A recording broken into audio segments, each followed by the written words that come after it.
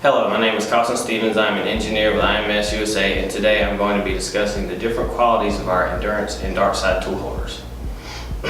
Here we have some of our Endurance and Darkside tool holders. Most of our customers are left asking themselves, which one do I choose?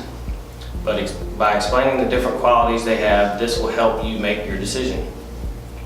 IMS's Endurance line is highly ranked worldwide as most appreciated among the highest quality machine manufacturers.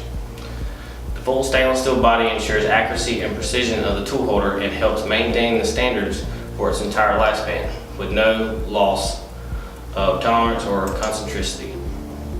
Our Endurance line is an innovative system of surface finishing that allows shrinking and flattening of the surface ridges as they arise after grinding. This operation reduces the roughness of the surface up to 8%. The Endurance technology comes directly from aerospace industry, where it is used on components that are subject to greater mechanical stress or corrosion risk. The reduction of the roughness increases the protection of the tool holder against corrosion, also preventing water and residual dust from maintaining on the comb. On the other hand, our Darkside product line is the most convenient tool holder on the market. It also requires little to no maintenance.